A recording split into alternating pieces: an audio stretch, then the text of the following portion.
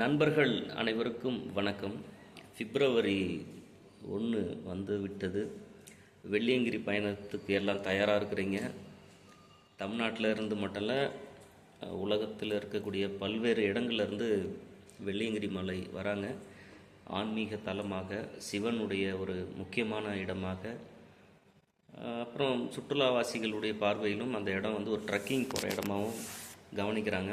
எது எப்படியோ 7 மலையை கடந்து ஒரு பல லட்சம் மக்கள் அங்கே போயிட்டு அந்த 7வது மலையில், அந்த 6வது மலையில் இருக்கக்கூடிய அந்த சுனை நீர், அதில் குளிக்கக்கூடிய அந்த இன்பம்.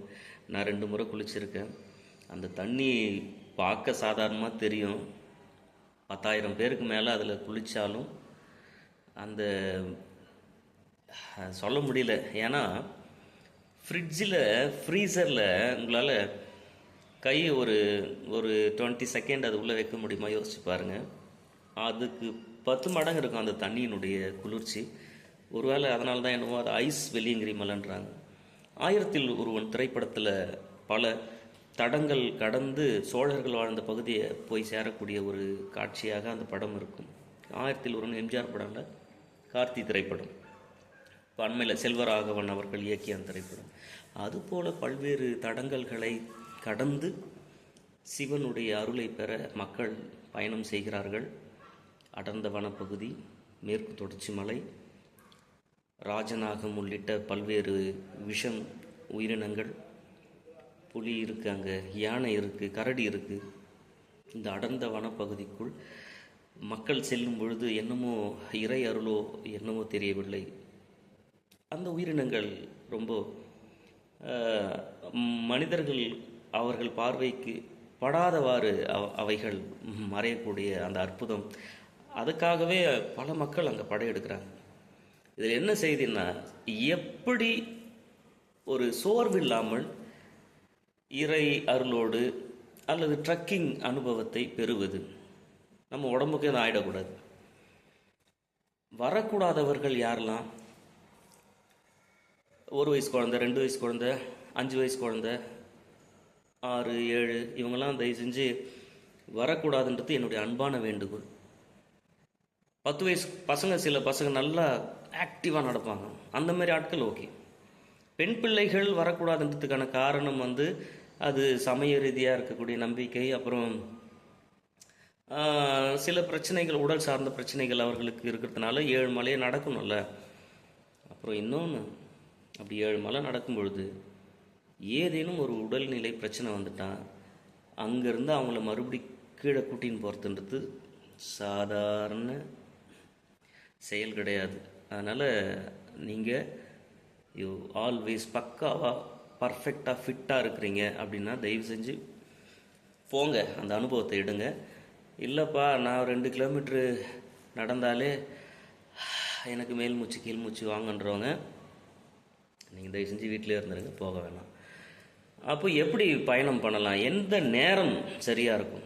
நீங்கள் உலகத்தில் எங்கே இருந்தாலும் வெள்ளியங்கிரியுடைய அடிவாரம் நீங்கள் நடக்கக்கூடிய நேரம் 4:30ன்னா அற்புதமான நேரம். அதிகாலை 4:30க்கு நீங்கள் ஏற தொடங்கினா 5:30, 6:30, 7:30, 8:30, 9:30, 10:30 கிட்டத்தட்ட ஒரு இயல்பாக நடந்தீங்கன்னா ஒரு 6 மணி நேரம் சந்தோஷமாக பிரச்சனை இல்லாமல் நீங்கள் நடக்கலாம்.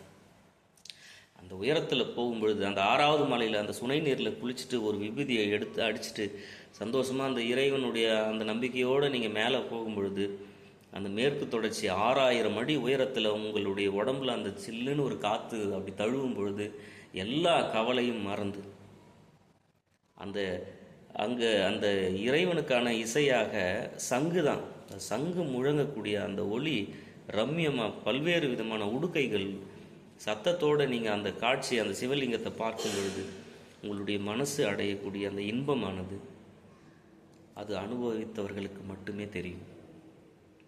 6 மணி நேரம் நடந்து இந்த அனுபவத்தை பெற லட்சக்கணக்கான மக்கள் அங்கே குவிகிறார்கள். இது சரியான நேரம். அப்போது இன்றைக்கி தான் பிப்ரவரி 1 அங்கே அனுமதி கிடச்சிருக்கு, எல்லோரும் போக ஆரம்பிச்சிட்டாங்க.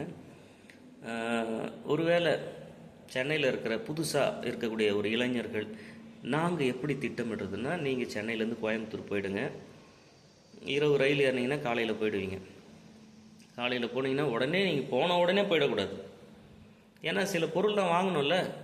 என்னெல்லாம் அங்கே தேவைப்படும்? ஒரு தனி நபர் ஒரு பையில் ஒரு 2 லிட்டர் தண்ணி பாட்டிலு, பிளாஸ்டிக் பாட்டிலில் நீங்கள் ஒரு டப்பர் வேறு மாதிரி தூக்கி போட முடியாத ஒரு நல்ல பாட்டிலாக இருக்கணும். இல்லைனா பிளாஸ்டிக் பாட்டில் கீழே வாங்கிடுவாங்க. அது மேலே ஒரு ஸ்டிக்கர் ஒட்டி அனுப்புவாங்க. திருப்பி எடுத்து வந்து கொடுத்தீங்கன்னா அதுக்கான ஒரு 20 ரூபா திருப்பி தருவாங்க. அதுக்கு நீங்கள் அந்த அதெல்லாம் தவிர்க்கணுன்னா ஒரு நல்ல வாட்டர் பாட்டில் நீங்கள் ஒரு உங்களுக்கு பிடிச்ச ஒரு ஸ்டான்லெஸ் ஸ்டீலோ ஏதோ ஒன்று கொண்டு போங்க. ஒரு 1 லிட்ரு ஒரு ஆளுக்கு சொல்கிறேன், ஒரு 1 லிட்ரு ஜூஸ், அது மினிட் மேட் ஆரஞ்சு அந்த மாதிரி. அப்புறம் கொஞ்சம் ஃப்ரூட்ஸ் வாங்கிக்கிங்க. நீங்கள் மேலே சாப்பிட்றதுக்கு டயர்டாக ஆகாமல் இருக்கிறதுக்கு என்னெல்லாம் நீங்கள் குளுக்கோஸ் மாதிரி என்னெல்லாம் எடுத்துப்பீங்களோ அதை எடுத்துக்கங்க. உங்கள் பேக்கில் அது மட்டும்தான் இருக்கும். சின்ன அம்பர்லா, ஒரு சின்ன குடை, ஒருவேளை மழை வந்துச்சுன்னா அதனால் ஒரு சின்ன குடை இருக்கட்டும். அது ஒரு லைட் வெயிட்டாக இருக்கணும். பக்காவான ஒரு ஷூ இருக்கணும். உங்களை அப்படி தாங்குகிற உங்களுக்கான கம்ஃபர்ட் ஷூவாக இருக்கணும். கிரிப்பாக இருக்கணும். ஏன்னா மழை ரொம்ப ஈஸியான மழை இல்லை. அது இப்படி போகும், இப்படி இறங்கும், சில இடங்களில் அப்படியே சறுக்கி விடும். ஸோ அதனால் கிரிப்பான ஷூ, ஒரு நல்ல கம்ஃபர்ட்டான, அப்படியே உங்களுடைய ஸ்கின்னுக்கு ஒரு ஹாப்பினஸை ஏற்படுத்தக்கூடிய ஒரு டிஷர்ட்.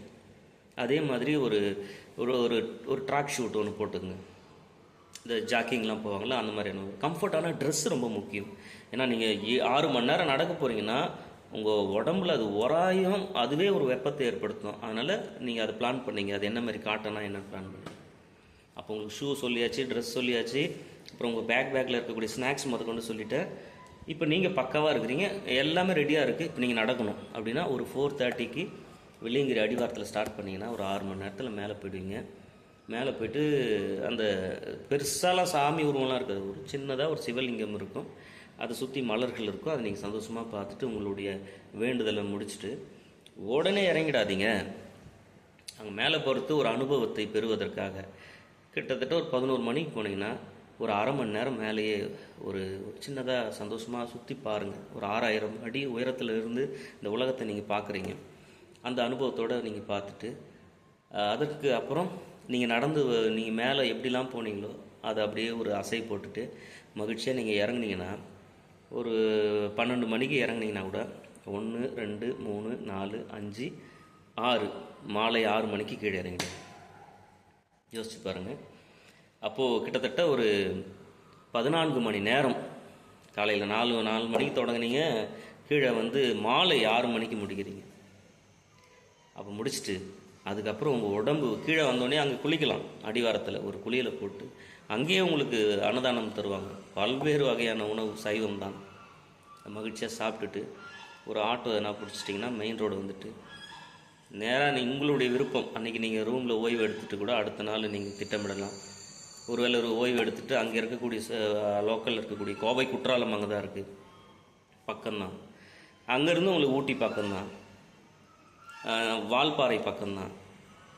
நீங்கள் அங்கேருந்து நீங்கள் அழகாக மேட்டுப்பாளையம் போயிட்டு மேட்டுப்பாளையம் போயிட்டு ட்ரெயின்லேயே போகலாம். மேட்டுப்பாளையம் மறுபடியும் ஊட்டி, மேட்டுப்பாளையத்தில் ஊட்டி பக்கம் தான். ஒரு பஸ்ஸு பிடிச்சி ஊட்டியில் சந்தோஷமாக மறுபடியும் ஊட்டியில் ஒரு நாள் ஸ்டே பண்ணிவிட்டு ஊட்டியிலேருந்து மேட்டுப்பாளையம் வந்துட்டு ட்ரெயின்லேயே மேட்டுப்பாளையத்துலேருந்து ஒரு பஸ்ஸு பிடிச்சி மறுபடியும் கோயம்புத்தூர் ஜங்ஷன் வந்துட்டிங்கன்னா அங்கேருந்து நீங்கள் சென்னை ஏறி இறங்குனீங்கன்னா ஒரு அற்புதமான வாழ்க்கை அனுபவம்.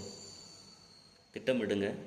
நல்ல உடம்பை ஆரோக்கியமாக வச்சுட்டு இந்த அனுபவத்தை பெற்றுக்கொண்டு நீங்களும் வெள்ளியங்கிரி மலையை, அந்த சிவன் அருளை பெற்றவர்கள் அல்லது முழுமையான ட்ரக்கிங் அனுபவத்தை பெற்றவர்கள் என்ற இன்பத்தை ஏற்படுத்தி கொண்டு போய் வந்த அந்த செய்தியை எனக்கு நீங்கள் மிக அற்புதமாக உங்களுடைய அனுபவத்தை நம்ம கமெண்ட் பாக்ஸில் சொன்னீங்கன்னா நானும் உங்களோடு சேர்ந்து அந்த மகிழ்ச்சியை அடைவேன். நண்பர்களே, வாழ்த்துக்கள். வணக்கம்.